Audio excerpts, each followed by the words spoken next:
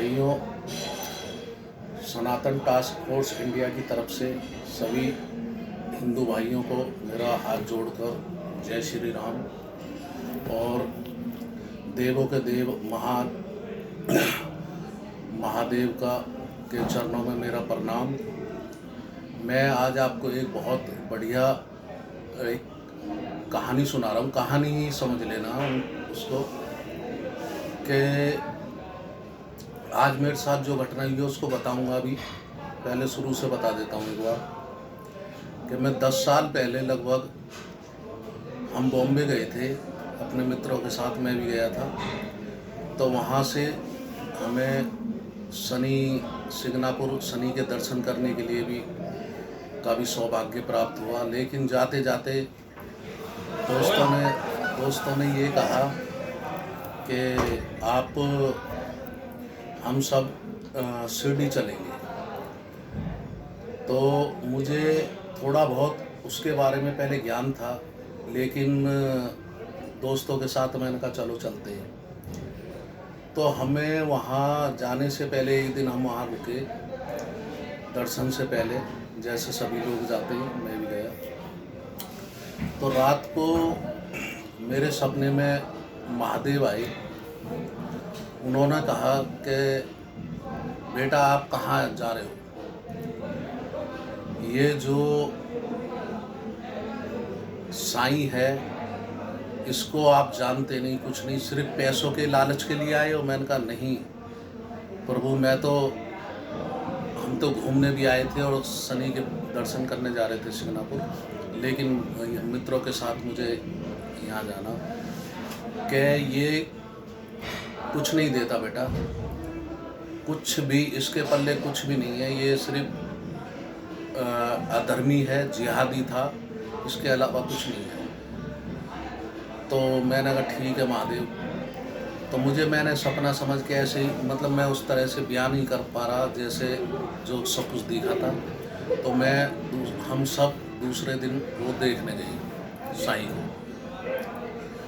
तो मेरा जब नंबर आया वहाँ पहुँचने का, कोई कह रहा है चरण पादुका, एक कोई फलाना ईडन का उसकी तस्वीर लगी हुई थी, मैंने उसकी तरफ थूक दिया। थूकने के बाद हम अपना निकल गए साईं के ऊपर, चांद मियाँ के ऊपर।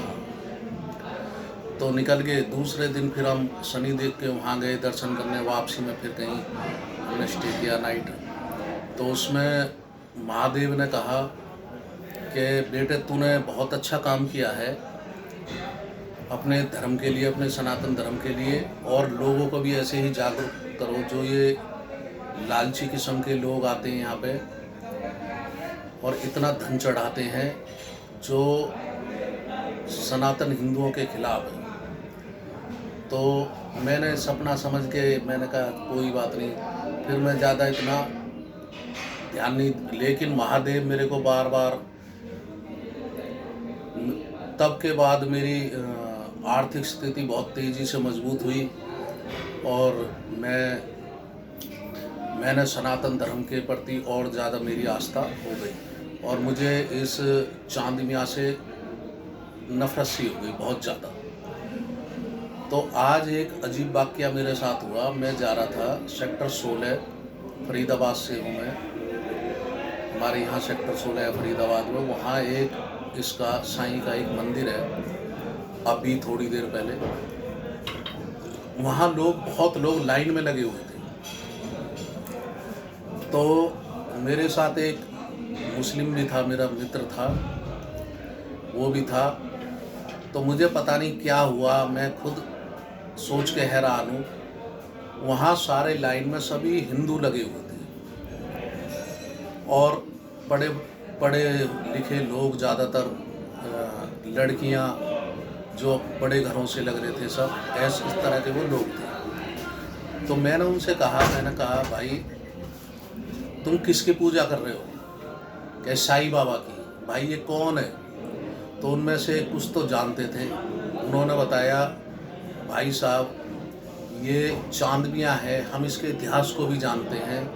इसका पूरी ज़िंदगी में इसका बाप लुटेरा था, इसकी माँ वेश्या थी और पूरी ज़िंदगी में इसका जुकाम ठीक नहीं है, उसका हाथ टूटा रहा, ये मुखबिर भी था और अपने बाप के साथ चोरियां भी करता था। लेकिन जो इसके दर्शन करता है, जो इसके पास आता, वो पैसे वाला बन जाता है। मैंने कहा मूर्ख हो, हमारे भगवान हैं जिनमें हमारी आस्था है, क्या ये उनसे भी बड़े हैं? बड़ा है?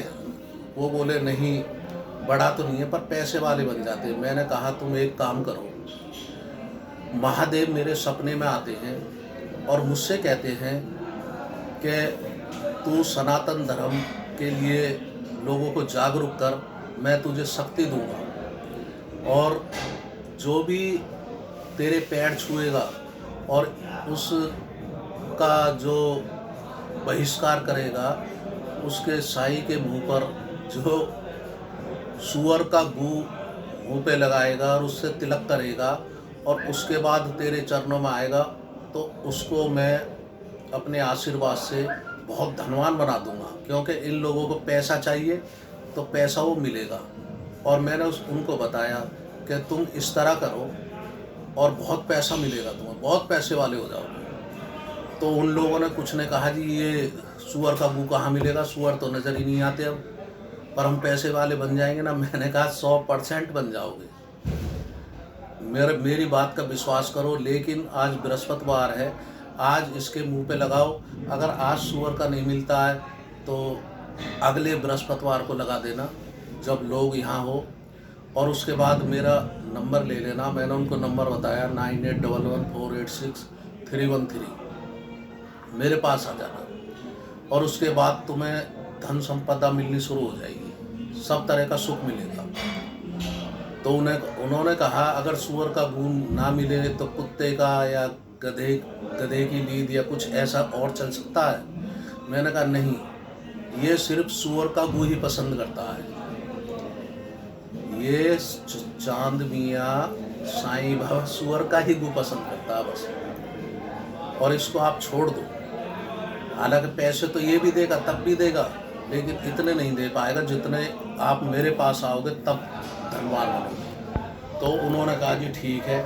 और वो लोग, कुछ लोग तो तभी ही अपने प्रसादों को लेके लाइन में से निकल के चले गए।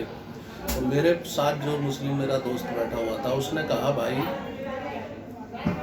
ये आपने क्या बोला? मैंने कहा यार ये मैंने बोला तो सही है कि मैं सिर्फ भक्त हूँ और अपने धर्म के लिए कुछ करना चाहता हूँ, मुझे वो सपने में आते हैं, लेकिन ये पैसे के लालची लोग हैं, इनको किसी धर्म से या। मैंने कहा तुम क्यों नहीं मानते इसको, साईं को? ये तो चांद मियाँ है, तुम्हें भी पता है इसका नाम मोहम्मद चांद मियाँ है। उन्होंने कहा कि हमें पैसे से लाभ नहीं है, पैसे से लालच नहीं है, हम अपने धर्म को प्रथम मानते हैं, उसके बाद सब कुछ मानते हैं, हम अपने धर्म के प्रति कट्टर हैं।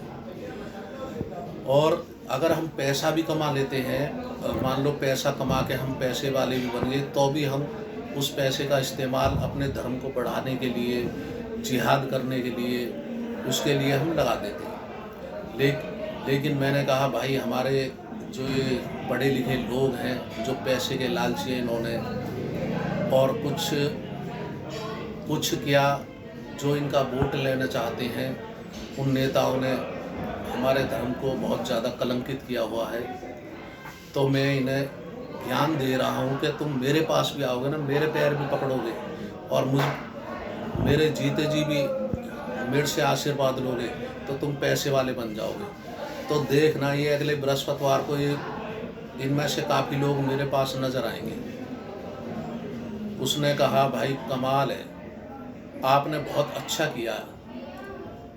तो मैं इसी बात को यहाँ समाप्त करते हुए आप सभी से ये कहना चाहता हूँ कि आपको अच्छा लगे या बुरा लगे, इसको शेयर करना, लाइक बेशक मत करना, कमेंट करना, बुरा लगे तो बेशक गालियाँ देना, और अच्छा लगे तो मेरे लिए शाबाशी देना। और आगे मैं 2-4 ज़्यादा से ज़्यादा लास्ट तक अपने धर्म के, सनातन धर्म के लिए जो मैंने सनातन टास्क फोर्स बनाई है, NGO बनाया है, अभी उसके तहत मैंने कोई काम नहीं किया है, लेकिन मैं आगे करना चाहता हूँ और ज़्यादा से ज़्यादा 5 ही मैं वीडियो फेसबुक पे, फेस पेज पे और यूट्यूब पे डालूँगा और उससे आपको अंदाज़ा लग जाएगा कि जो मैंने कहा है, राजू पंडित ने कहा, वो बिल्कुल सत्य था। मैं सिर्फ सनातन धर्म के लिए ही